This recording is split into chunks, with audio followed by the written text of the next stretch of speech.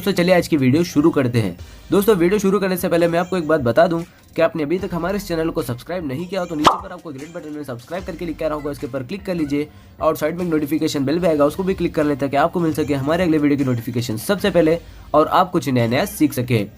સૌરાષ્ટ્રની એકમાત્ર સ્કૂલ જ્યાં ટ્રસ્ટી તથા સંચાલકો ડોક્ટર, એન્જિનિયર તથા શિક્ષકો છે એવી Kanabar school of science and commerce કાર્યક્ષેત્ર ધોરણ 5 થી 10, 11, 12 સાયન્સ એન્ડ કોમર્સ દીકરાઓ અને દીકરીઓ માટેના ઉજ્જવળ ભવિષ્ય માટે વાલીઓની પહેલી પસંદગી Kanabar school of science and commerce. અહીં છે શ્રેષ્ઠ શિક્ષકો દ્વારા મર્યાદિત સંખ્યામાં વિદ્યાર્થીઓ માટે ભણતર, અલગ અલગ સાયન્સ લેબ, કોમ્પ્યુટર લેબ, દીકરાઓ તથા દીકરીઓ માટે અલગ અલગ હોસ્ટેલ સાથે શુદ્ધ સાત્વિક ભોજનની વ્યવસ્થા, ટ્રાન્સપોર્ટેશનની સુવિધા, જી તેમજ નીટની તૈયારી સ્કૂલમાં જ। તો આથી વિશેષ આપ આપના બાળક માટે શું ઈચ્છો તો આજે જ એડમિશન માટે સંપર્ક કરો।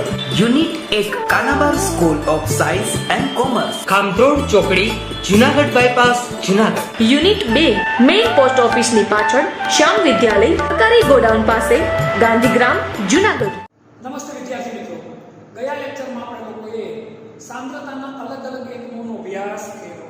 હવે આજે આપણે વધુ અગત્યના પોઈન્ટ પર આગળ વધીએ, દ્રાવ્યતા।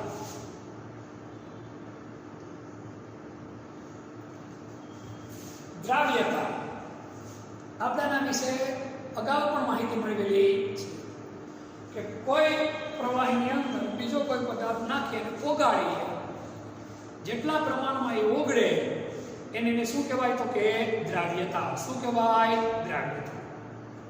વ્યાખ્યા સ્વરૂપે આપણે જોઈએ, આપેલા તાપમાને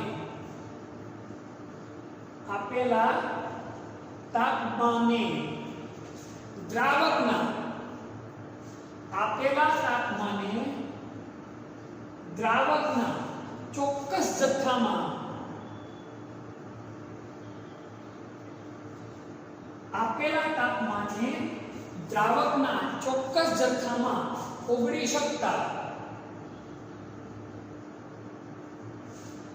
આ એક બીકર છે, આ દ્રાવકનો ચોક્કસ જથ્થો છે, અંદર આ દ્રવ્ય ઓગળી શકતા દ્રાવ્યના પદાર્થ અથવા હું લખીએ તો કે આપણે દ્રાવ્યના મહત્તમ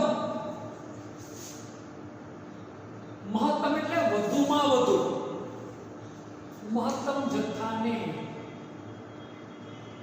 તે પદાર્થની શું કહેવાય તો કહેવાય દ્રાવ્યતા કહે।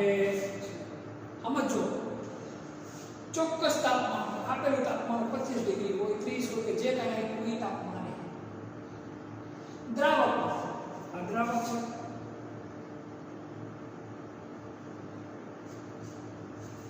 દ્રાવકનો પણ ચોક્કસ જથ્થો હોય તો ફિક્સ આપણે 100 ml, 200 ml, 300 ml, લીટર જે કાંઈ તમે લીધું હોય એની અંદર દ્રાવ્ય કેટલું ઓગળવાનું? થોડોક ની મહત્તમ, વધુ જેટલો ઓગળી શકે એને એ પદાર્થની શું કહેવાય તો કે દ્રાવ્યતા કહે છે। શું કહેવાય? દ્રાવ્યતા કહે છે। હવે આગળ વાત કરીએ આપણે દ્રાવ્યતાના આધારની। કોની? દ્રાવ્યતાના આધારની। દ્રાવ્યતાનો આધાર, દ્રાવ્યતા મુખ્યત્વે 3 બાબતો ઉપર આધાર રાખે। કેટલી બાબતો ઉપર આધાર રાખે તો કે ભાઈ 3 બાબતો ઉપર આધાર રાખે। 3 બાબતો ઉપર આધાર રાખે। દ્રાવ્યતા મુખ્યત્વે કેટલી બાબત પર આધાર રાખે તો કે 3 બાબત ઉપર આધાર રાખે। એક, દ્રાવક અને દ્રાવ્યનો સ્વભાવ। દ્રાવક અને દ્રાવ્યનો સ્વભાવ આગળ ભણાવીશ ત્યારે સમજાવીશ, છતાંય કહી દઉં, બંનેના સ્વભાવ સરખા તો જ દ્રાવ્ય દ્રાવકમાં ઓગળે, બાકી ઓગળે નહીં। એટલે કે ધ્રુવીય પદાર્થો એ ધ્રુવીય દ્રાવકમાં ઓગળે અને અધ્રુવીય પદાર્થો હોય એ અધ્રુવીય દ્રાવકમાં ઓગળે છે। ટૂંકમાં બંનેનો જો સ્વભાવ સરખો હોય તો જ એકબીજામાં ઓગળે, બાકી ઓગળે નહીં. 2 તાપમાન.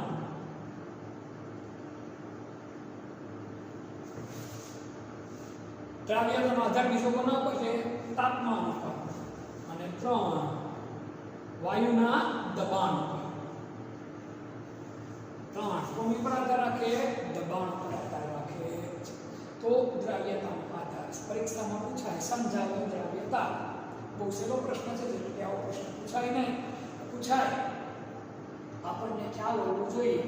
આપેલા તાપમાને દ્રાવકના ચોક્કસ જથ્થામાં ઓગળી શકતા દ્રાવ્યના મહત્તમ જથ્થાને તે પદાર્થની શું કહેવાય? તો કે ભાઈ દ્રાવ્યતા. દ્રાવ્યતાનો આધાર મુખ્યત્વે કેટલી બાબતો ઉપર છે? તો કે 3 બાબતો ઉપર છે. દ્રાવક અને દ્રાવ્યનો સ્વભાવ, તાપમાન અને ત્રીજું શું? તો કે દબાણ. આ 3 બાબતો ઉપર આધાર રાખે. સ્ક્રીનશોટ લઈ લો. પછી આપણે ઘન પદાર્થની પ્રવાહીમાં દ્રાવ્યતાનો અભ્યાસ કરીએ. ઘનની પ્રવાહીમાં દ્રાવ્યતા.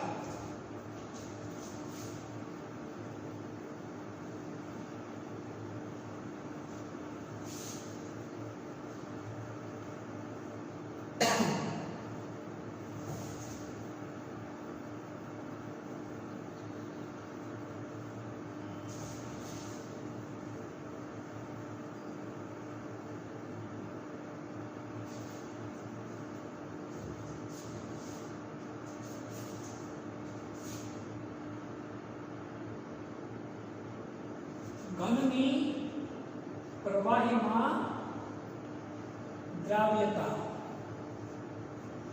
ઘન પદાર્થની પ્રવાહી પદાર્થની અંદર દ્રાવ્યતા.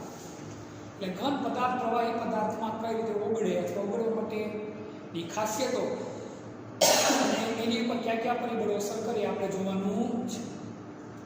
તો દરેક ઘન પદાર્થ છે પ્રવાહીમાં ઓગળતા નથી. ખાસ યાદ રાખજો, દરેક પદાર્થ આપેલા પ્રવાહીમાં ઓગળતા નથી. મેં તમને આની થોડી વાર પહેલા કીધું કે દ્રાવ્યતાનો આધાર, એમાં આપણે કીધું સ્વભાવ, દ્રાવક અને દ્રાવ્યનો સ્વભાવ ત્યારે બોલ્યું. જો ધ્રુવીય પદાર્થ હોય એ ધ્રુવીય દ્રાવકમાં જ ઓગળે.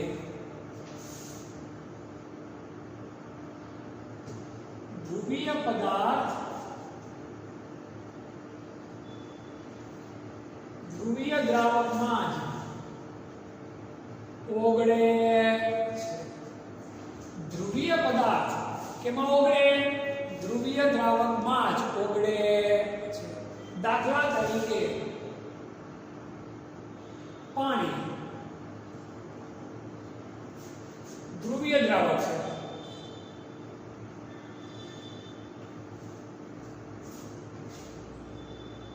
ધ્રુવીય અને અધ્રુવીય શું? આ તમે લોકો અગાઉ ભણી ગયા, એટલે તમારા માટે બીજો પ્રશ્ન રહેતો નથી. દ્વિધ્રુવીય ચાક માત્રાના ફેરફાર થાય એટલે ધ્રુવીયતા ઊભી થાય. હવે પાણી ધ્રુવીય દ્રાવક છે, માટે તેમાં NaCl એટલે કે નિમક, મીઠું, ખાંડ વગેરે ઓગળશે. જ્યારે અધ્રુવીય પદાર્થ કેમાં ઓગળે? અધ્રુવીય દ્રાવકમાં જ ઓગળે. ધ્રુવીય દ્રાવકમાં ઓગળે નહીં. અધ્રુવીય પદાર્થ અધ્રુવીય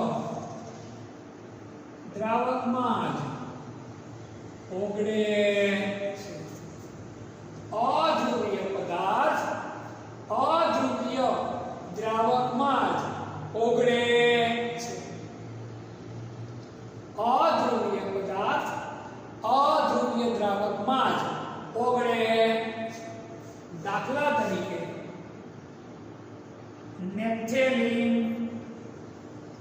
એન્થ્રેસિન એ કેમાં ઓગળે? બેન્ઝીનમાં ઓગળે છે. કેમાં? બેન્ઝીનમાં. બેન્ઝીન છે એ અધ્રુવીય દ્રાવક છે. કેવો છે? અધ્રુવીય દ્રાવક છે. ફરીવાર ધ્રુવીય પદાર્થ હંમેશા કેમાં ઓગળે? તો કે ભાઈ ધ્રુવીય દ્રાવકમાં ઓગળે. જ્યારે અધ્રુવીય પદાર્થ છે એ કેમાં ઓગળે? તો કે ભાઈ અધ્રુવીય દ્રાવકમાં ઓગળે છે. કહેવાય માંગુ જો બંને એટલે કોણ? દ્રાવક. જો દ્રાવક અને દ્રાવ્યના સ્વભાવ સરખા તો ઓગળે, તો દ્રાવ્ય ઓગળે.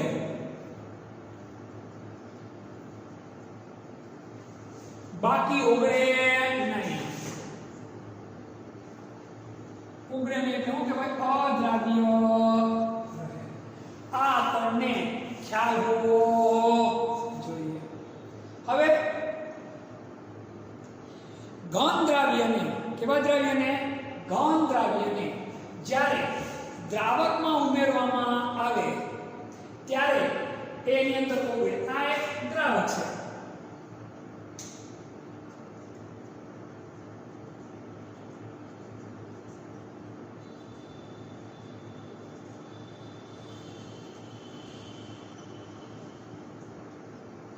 આમાં આપણે ઘન દ્રાવ્ય શું કર્યું? ઓગાળ્યું.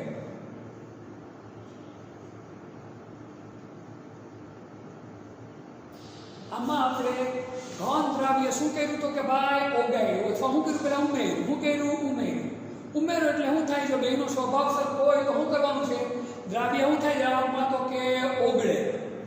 દ્રાવ્ય દ્રાવકમાં ઓગળે એટલે દ્રાવણની સાંદ્રતામાં શું થાય? તો કે વધે. કારણ કે દ્રાવ્ય દ્રાવણની અંદર ઓગળે એટલે દ્રાવણની સાંદ્રતામાં શું થાય? તો કે ભાઈ વધારો થાય. આ ઘટનાને કઈ ઘટના કહેવાય? દ્રવીકરણની ઘટના. સમજો ખાસ. પહેલા આટલો સ્ક્રીનશોટ લઈ લો, પછી નવી વ્યાખ્યા લખાવું. દ્રવીકરણ. આટલો સ્ક્રીનશોટ લઈ લો, ઘનની પ્રવાહીમાં દ્રાવ્યતા. આટલો સ્ક્રીનશોટ એમાં લઈ લો.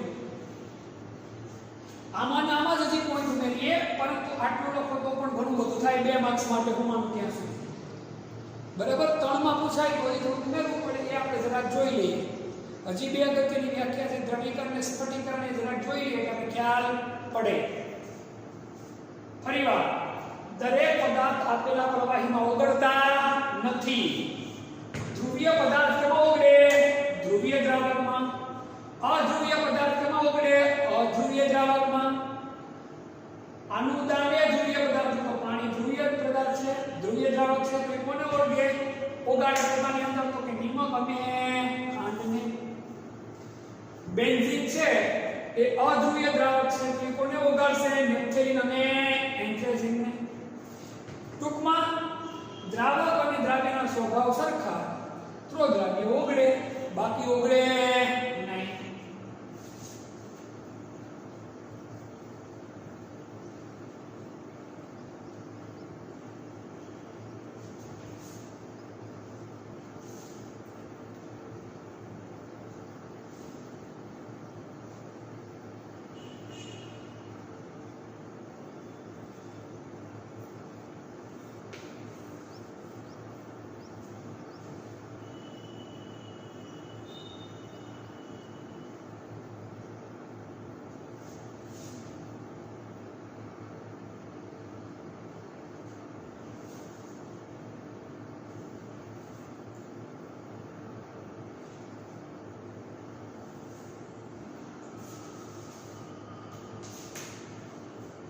ફરીવાર જ્યારે ઘન દ્રાવ્ય છે એ દ્રાવકમાં શું થાય? તો કે ઓગળે.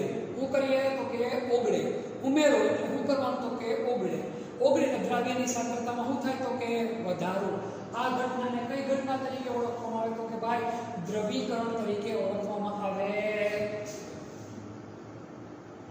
દ્રવીકરણ દ્રાવ્યનું દ્રાવકમાં ઓગળવાની પ્રક્રિયાને કઈ પ્રક્રિયા કહેવાય? દ્રવીકરણની પ્રક્રિયા. સાદી ભાષામાં તો બહુ સાદી ભાષામાં વાત કરું તમને તો દ્રાવ્યનું દ્રાવકમાં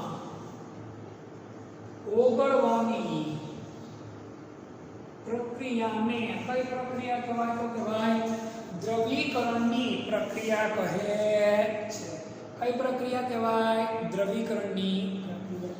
હવે તમે દ્રાવ્ય ઉમેરતા જાઓ અને હલાવતા ઓગળતો જાય, બરાબર.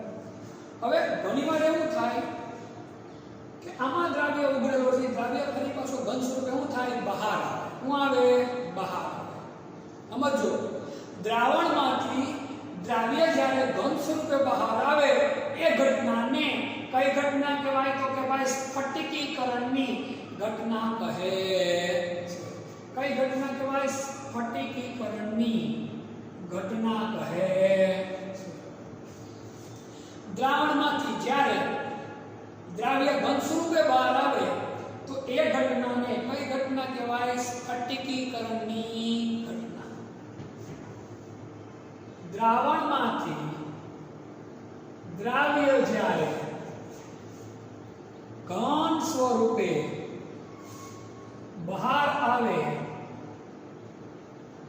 તે ઘટનાને કઈ ઘટના કહેવાય?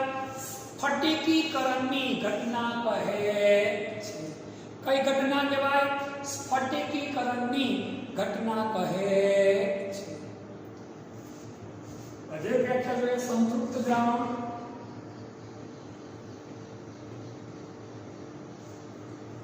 દ્રાવકની અંદર દ્રાવ્ય જથ્થો તમે ઉમેરો, હલાવો, ઓગળી જાય. પાછો ઉમેરો, પાછું હલાવો, ઓગળી જાય. પાછું ઉમેરો, પાછું હલાવો, ઓગળી જાય. પાછું તમે દ્રાવ્ય ઉમેરો અને ખૂબ જ હલાવો છતાંય ઓગળે નહીં. એની ઓગળવાની ક્ષમતા શું થઈ જાય? પૂરી. તો એવા દ્રાવણને કયું દ્રાવણ કહેવાય? સંતૃપ્ત દ્રાવણ.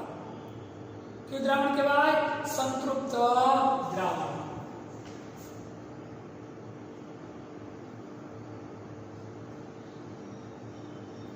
દ્રાવણમાં દ્રાવ્યને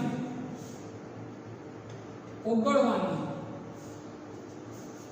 દ્રાવણમાં દ્રાવ્યના ઓગળવાની ક્ષમતા પૂર્ણ થાય ત્યારે મળતા દ્રાવણને કયું દ્રાવણ કહેવાય? સંતૃપ્ત દ્રાવણ. દ્રાવણની અંદર દ્રાવ્ય પછી વધુ ઓગળી શકે નહીં. ગમે તો દ્રાવ્ય નાખો, ઘન સ્વરૂપે રહે ઓગાળી શકે નહીં. તો જે દ્રાવણ મળે દ્રાવણને કયું દ્રાવણ કહેવાય? સંતૃપ્ત દ્રાવણ. અને જો દ્રાવણમાં દ્રાવ્ય ઓગળી શકે તો એવા દ્રાવણને કયું દ્રાવણ કહેવાય? અસંતૃપ્ત દ્રાવણ. જો દ્રાવણમાં વધુ દ્રાવ્ય ઓગળી શકે તો મળતા દ્રાવણને કેવું દ્રાવણ કહેવાય? અસંતૃપ્ત દ્રાવણ કહે છે. કેવું દ્રાવણ કહેવાય? અસંતૃપ્ત દ્રાવણ કહે છે. તો આ ચાર વ્યાખ્યાઓ છે તે આપણને ખ્યાલ હોવો જોઈએ. દ્રવીકરણ, સ્ફટિકીકરણ, સંતૃપ્ત દ્રાવણ અને અસંતૃપ્ત દ્રાવણ. હવે ઘનની પ્રવાહીમાં દ્રાવ્યતા ઉપર અસર કરતા ત્રણ પરિબળોમાં પહેલો પરિબળ આપણે જોયો કે દ્રાવક અને દ્રાવ્યનો સ્વભાવ. હવે આપણે બીજા પરિબળનો અભ્યાસ કરવાનો છે. કોનો? તો કે તાપમાનનો. કોનો? તાપમાનનો. તો દ્રાવ્યતા ઉપર તાપમાનની અસર.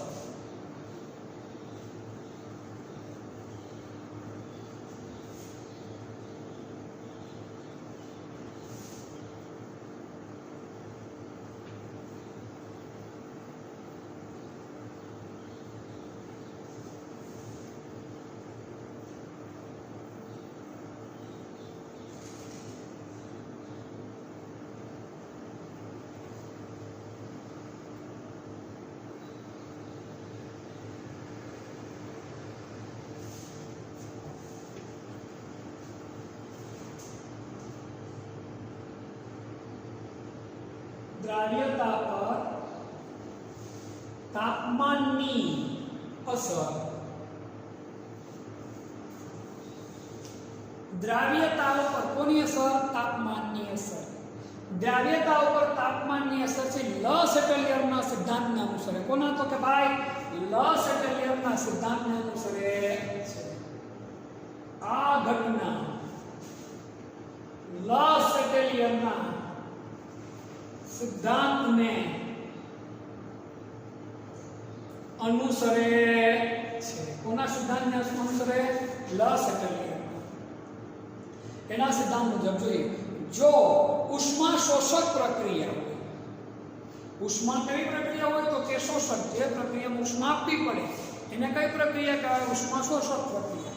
જો ઉષ્મા શોષક પ્રક્રિયા હોય તો તાપમાનના વધારા સાથે દ્રાવ્યતા શું થાય? વધે. ખાસ યાદ રાખજો, જો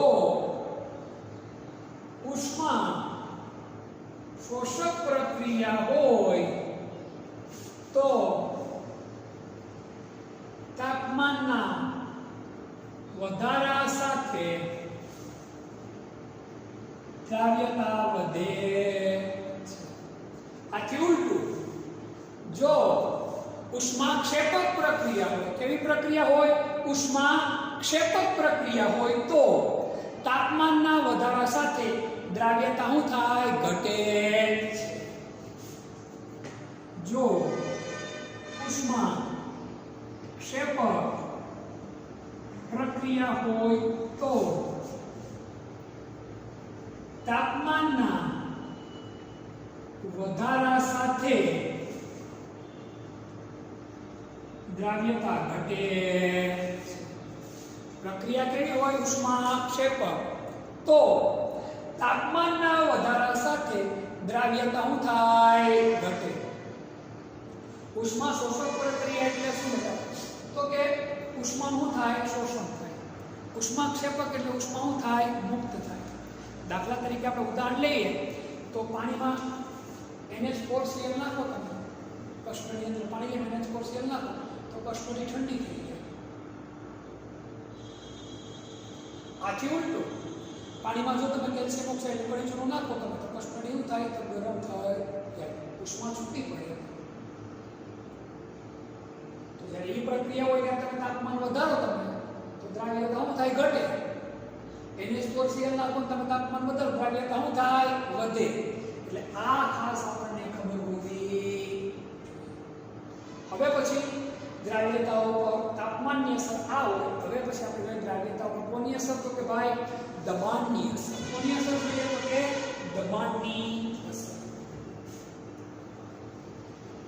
ઘનની પ્રવાહીમાં દ્રાવ્યતા ઉપર દબાણની અસર.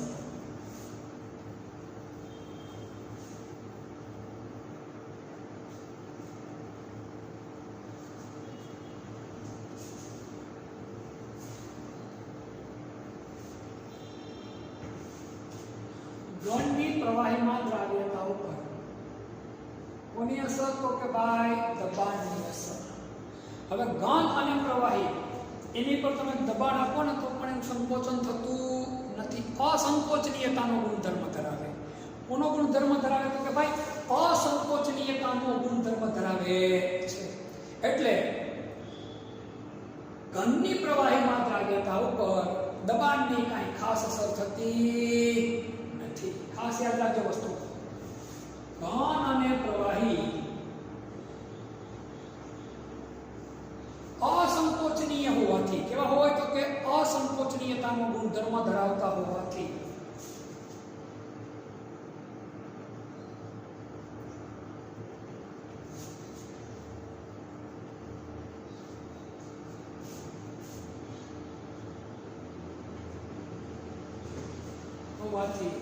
તેના ઉપર દબાણની ખાસ અસર થતી નથી.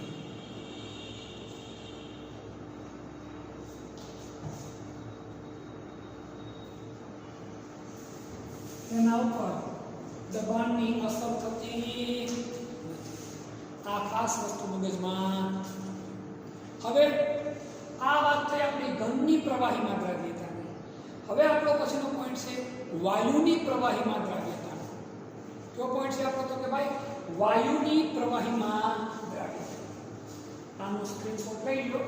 હવે પછીનો આપણો પોઈન્ટ છે વાયુની પ્રવાહીમાં દ્રાવ્યતા.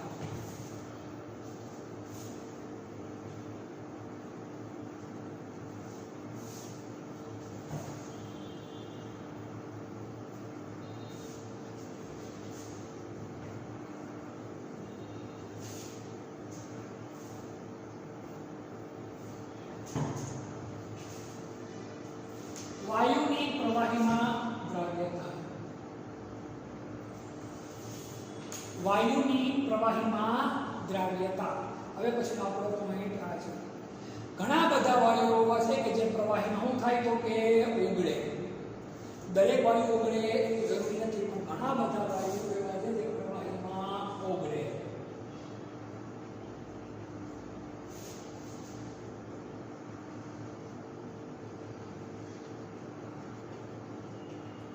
ઘણા બધા વાયુઓ પ્રવાહીમાં ઓગળે છે. હવે પાણી છે એની અંદર ઓક્સિજન છે એ ઘણી બધી ઓછી માત્રામાં ઓગળે, આશરે 4% જેટલો ઓગળે. પાણીમાં ઓક્સિજન ઘણી બધી ઓછી માત્રામાં ઓગળે, છતાં પણ એ ઓક્સિજન છે જળચર જીવો. જળચર જીવો એટલે કયા જીવો? કે જે પાણીની અંદર રહેતા જીવો. એના માટે એ ઓક્સિજન ખૂબ જ ઉપયોગી છે. પાણીમાં ઓક્સિજન ઘણી બધી ઓછી માત્રામાં ઓગળે છે. પાણીમાં ઓક્સિજન ઘણી બધી ઓછી માત્રામાં શું થાય તો કે ઓગળે, છતાં પણ જળચર જીવો માટે તેનું છે ખૂબ જ ઉપયોગી છે.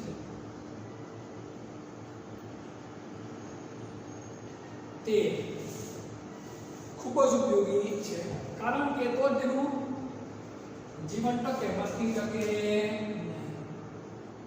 પાણીમાં રહેતા સજીવો પાણીમાં રહેલા ઓક્સિજનમાંથી શું કરે તો કે એનો ઉપયોગ કરીને શોષણ કરે છે, શોષણની પ્રક્રિયા કરે છે. હવે ઓક્સિજન પાણીમાં બહુ ઓછી માત્રામાં ઓગળે, પણ હાઇડ્રોક્લોરિક એસિડ છે પાણીમાં કેવો છે તો કે વધુ પ્રમાણમાં દ્રાવ્ય છે. કોની પર દ્રાવ્ય છે તો કે વધુ પ્રમાણમાં દ્રાવ્ય છે. HCl વાયુ છે એ પાણીમાં વધુ પ્રમાણમાં દ્રાવ્ય છે. હવે વાયુની પ્રવાહીમાં દ્રાવ્યતા મુખ્યત્વે બે બાબતો ઉપર આધાર રાખે છે. સ્વભાવ તો ખરો જ, એના કરતા અગત્યની વસ્તુ બે બાબત. કઈ બાબત તો કે ભાઈ દબાણ અને તાપમાન. વાયુની પ્રવાહીમાં દ્રાવ્યતા દબાણ અને તાપમાનથી વધુ અસર પામે છે. દબાણ અને તાપમાનથી વધુ અસર પામે છે. પાછી એક ખાસિયત કહું તમને, બંનેથી એકબીજાની વિરુદ્ધ અસર પામે. જો દબાણ વધે તો દ્રાવ્યતા વધે. સમજો ખાસ, બંનેની અસર ખરી પણ એકબીજાની કેવી વિરુદ્ધ. દબાણ વધે તો દ્રાવ્યતા વધે, અને તાપમાન વધે એટલે દ્રાવ્યતા શું થાય? ઘટે. ખાસ યાદ રાખજો, જો દબાણ વધે તો દ્રાવ્યતા વધે, અને તાપમાન વધે એટલે દ્રાવ્યતા ઘટે છે. અને તાપમાન વધે એટલે દ્રાવ્યતા ઘટે છે. સિમ્પલ રીઝન છે. તાપમાન વધે એટલે વાયુના કણો ઝડપી ગતિ કરે, શું થઈ જાય? બહાર નીકળી જાય. અને દબાણ વધારો તમે તો વાયુના કણો કેવા થાય તો કે સંકોચનીય. કેવા? સંકોચન. સંકોચન થાય એટલે કણો, વાયુના કણો પરસ્પર એકબીજાને શું થાય તો કે ભેગા થાય. ભેગા થાય એટલે શું થાય તો કે લિક્વિડ ફોર્મ બનવાની સંભાવના વધી જાય, પ્રવાહી બનવાની સંભાવના વધી જાય. એલપીજી ગેસ હોય એ પ્રવાહી સ્વરૂપે જ હોય દબાણના કારણે. જો તમે દબાણ છોડી નાખો તો પાછું કેવો થઈ જાય તો કે વાયુ થઈ. હવે ફરી એક વાર, વાયુની પ્રવાહીમાં દ્રાવ્યતા. ઘણા બધા વાયુ એવા છે કે જે પ્રવાહીમાં ઓક્સિજન ઘણી બધી ઓછી માત્રામાં મળે છતાં પણ જળચર જીવો માટે ખૂબ જ ઉપયોગી છે. HCl છે એની તુલનાએ પાણીમાં વધુ પડતો દ્રાવ્ય છે. વાયુની પ્રવાહીમાં દ્રાવ્યતા મુખ્યત્વે બે બાબતો પર આધાર રાખે. કોની પર? દબાણ અને તાપમાન. આ બંને વધારે અસર કરે. જો દબાણ વધે તો દ્રાવ્યતા વધે અને જો તાપમાન વધે તો દ્રાવ્યતા ઘટે છે. હવે વધુ અગત્યનો એક નિયમ આપણે ભણવાનો છે, જેનું નામ છે તો કે ભાઈ હેનરીનો નિયમ.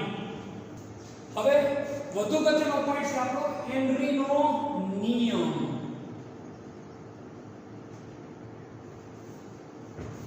વાયુની પ્રવાહીમાં દ્રાવ્યતા માટે ખૂબ જ અગત્યનો અને ઉપયોગી નિયમ કોનો? તો કે હેનરીનો, જે વ્યવહારમાં પણ આપણને ઘણી બધી જગ્યા પર સાબિત થયેલો છે, તો કે ઉપયોગી સાબિત થયેલો છે. પરીક્ષાની દ્રષ્ટિએ પણ અગત્યનો 2 કે 3 માર્ક્સમાં પૂછાય તો કઈ રીતે લખવું એ જરાક આપણે સમજ લઈએ. હેનરીએ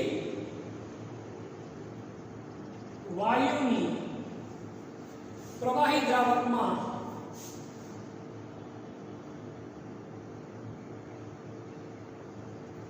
દ્રાવ્યતા અને દબાણ વચ્ચેનો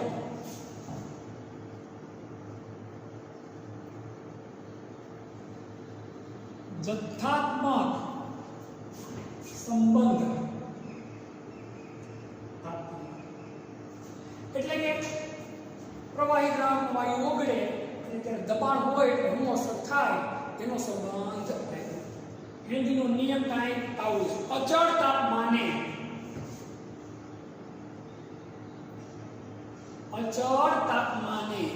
તાપમાને તો કે અચળ તાપમાન કેવું રાખવાનું છે? ફિક્સ.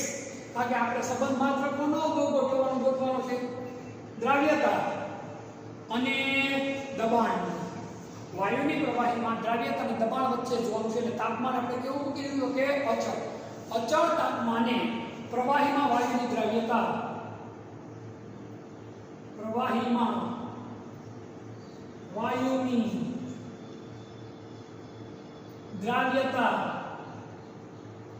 અચળ તાપમાને પ્રવાહીમાં વાયુની દ્રાવ્યતા દ્રાવણની સપાટી પર રહેલા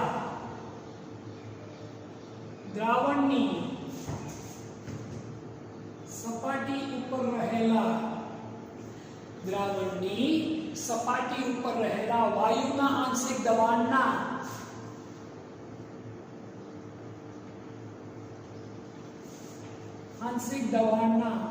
સમપ્રમાણમાં હોય છે.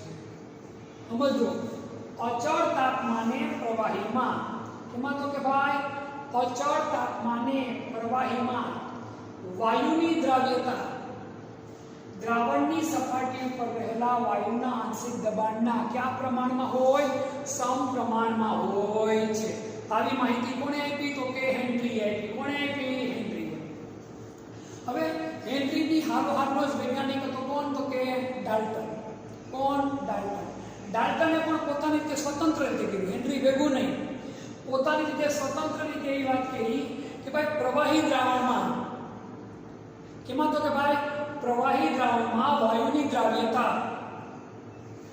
સમજો, પ્રવાહી દ્રાવણની અંદર વાયુની દ્રાવ્યતા વાયુના આંશિક દબાણ ઉપર આધાર રાખે છે.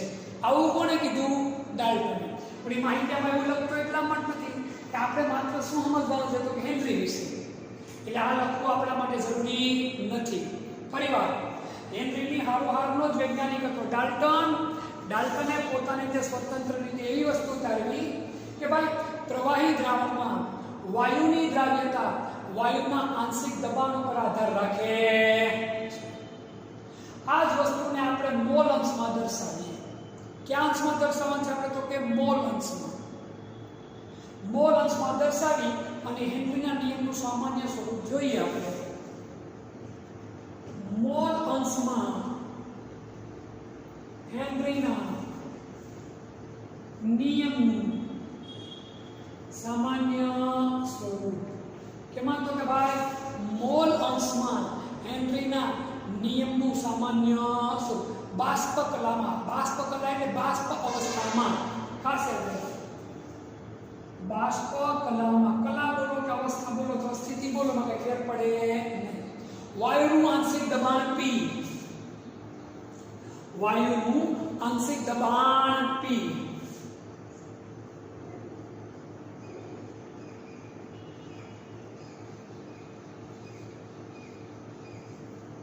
બાષ્પ કલામાં વાયુનું આંશિક દબાણ P દ્રાવણમાં વાયુના મોલ અંશના સમપ્રમાણમાં હોય છે।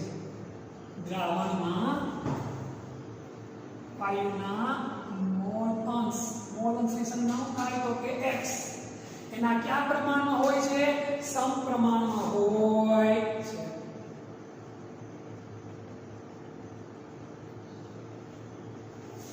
P ચલે છે x,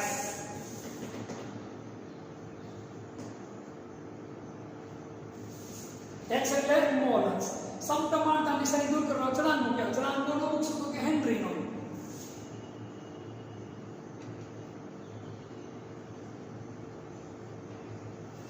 જ્યાં k એટલે હું તો કે હેનરીનો અચળાંક।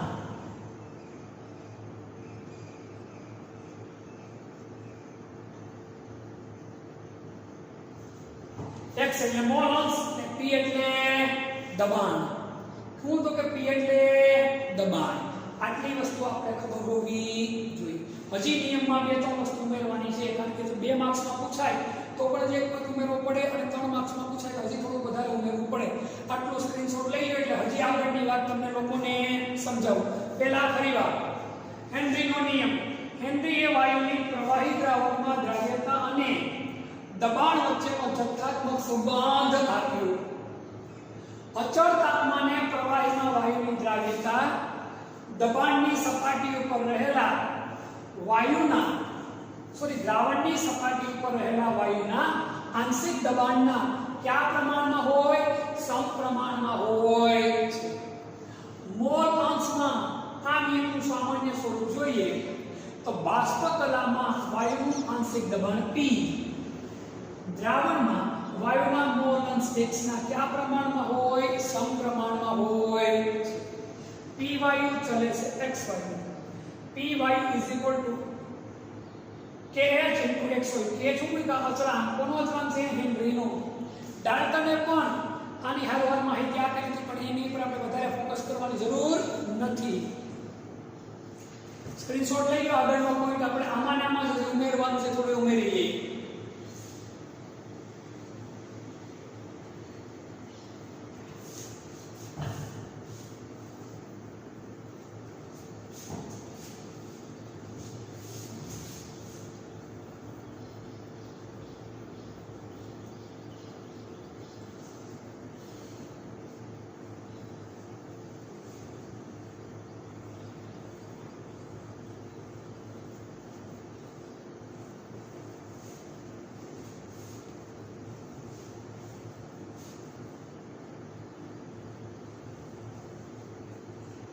હવે આમાં ને આમાં જ આપણે આગળ વધીએ તો વાયુના આંશિક દબાણ P,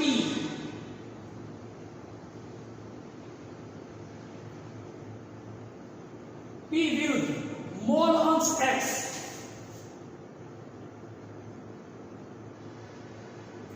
x નો આલેખ સીધી રેખા મળે છે, એટલે કે સુરેખા મળે। કેવો મળે? સુરેખ મળે છે।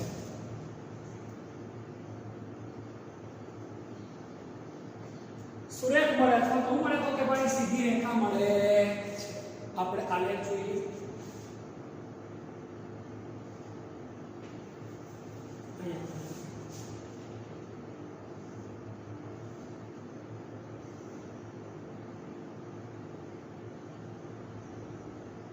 આલેખ કેવો મળે તો કે સુરેખ મળે છે। કઈ રીતે હોય જરા જોઈ લઈએ।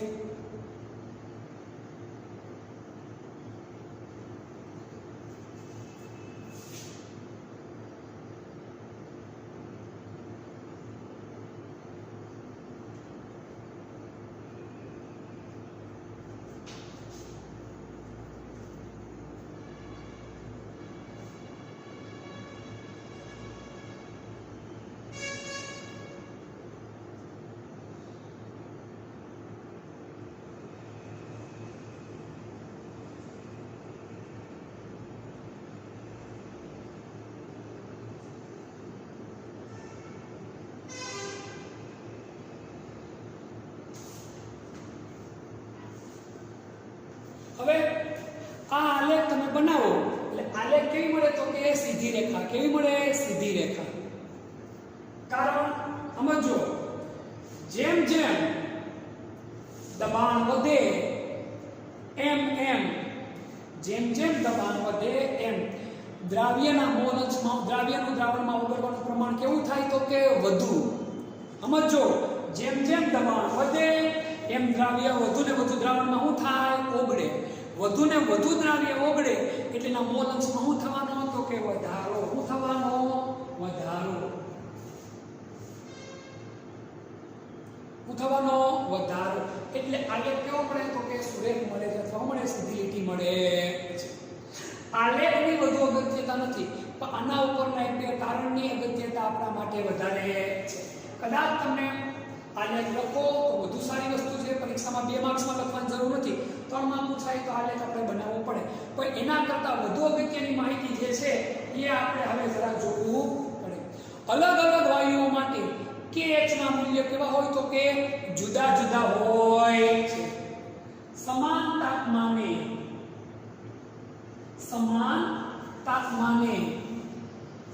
ફરીવાર સમજો, સમાન તાપમાને જુદા જુદા વાયુઓ માટે KH ના મૂલ્યો કેવા હોય તો કે ભાઈ અલગ અલગ હોય છે.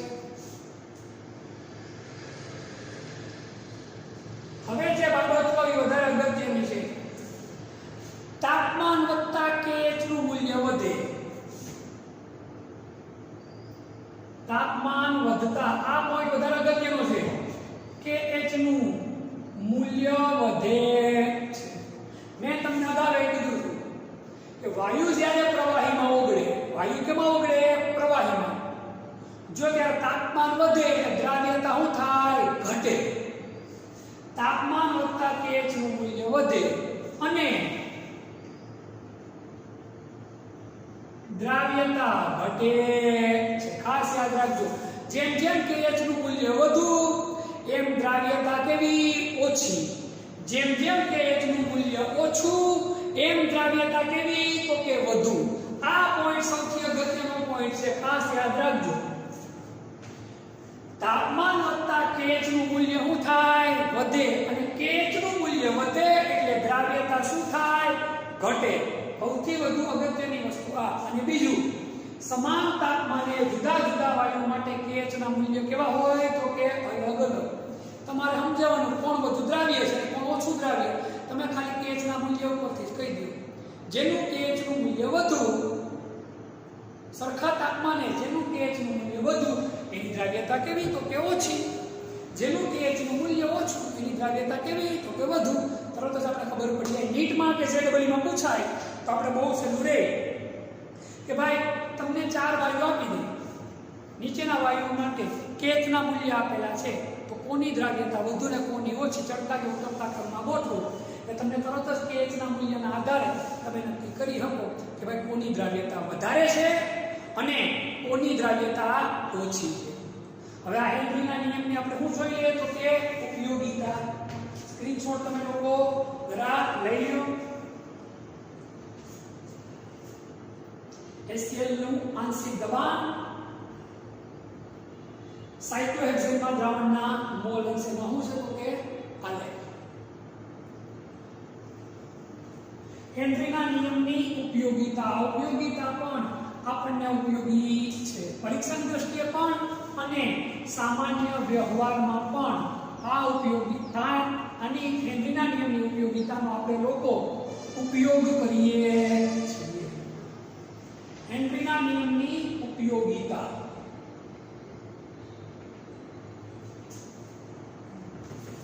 ઠંડા પીણા,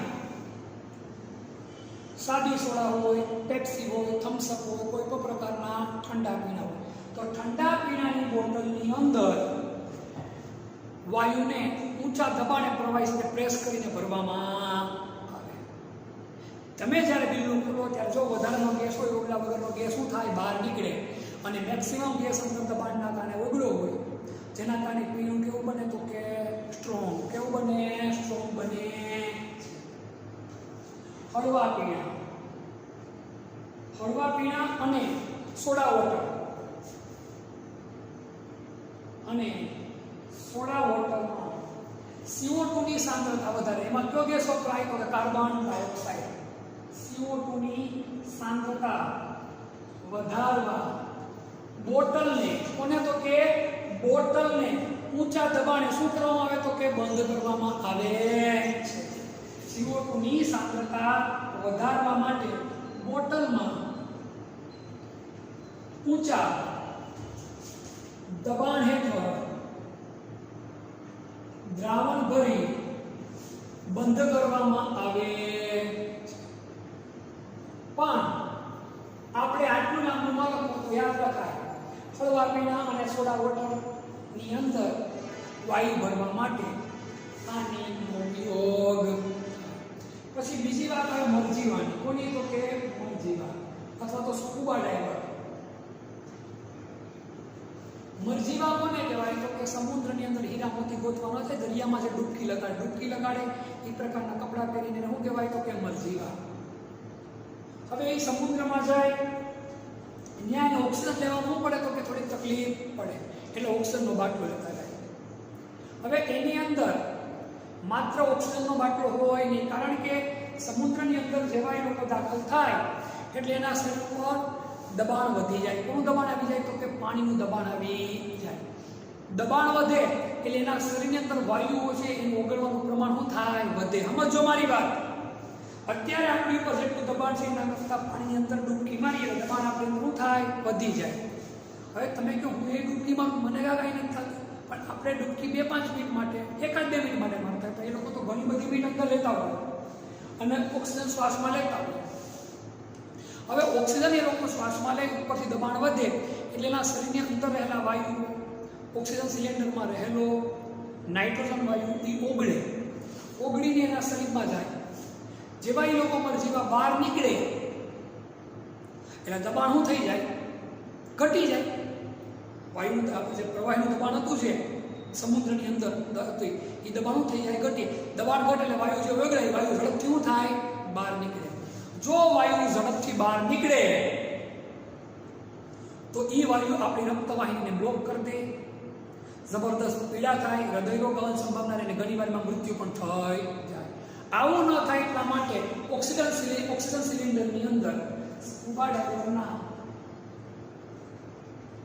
ઓક્સિજન સિલિન્ડરમાં કોના તો કે મરજીવા અથવા સ્કુબા ડાઈવરના ઓક્સિજન સિલિન્ડરની અંદર હિલિયમ વાયુ, કયો વાયુ તો કે હિલિયમ વાયુ,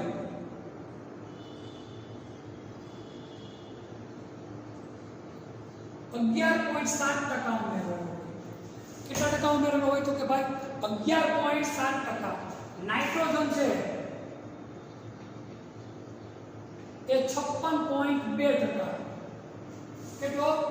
56.2% ઉમેરવાનો હોય તો કે નાઇટ્રોજન. અને ઓક્સિજન છે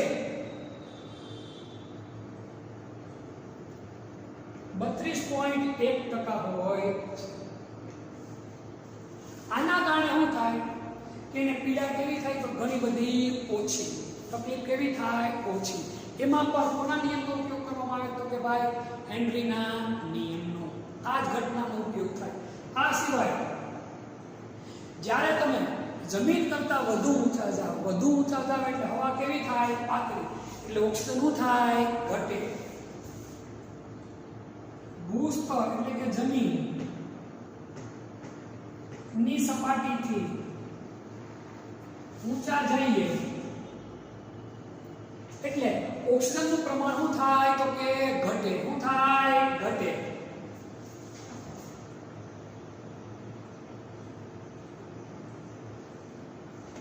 કોનું પ્રમાણ ઘટે તો કે ઓક્સિજનનું પ્રમાણ શું થાય? ઘટે.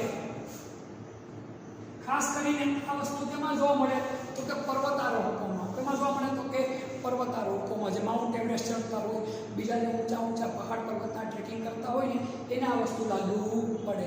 જ્યારે એ લોકો જમીનની સપાટીથી ઊંચા જાય એટલે ઓક્સિજનનું લેવલ એને શું થાય તો કે ઘટે.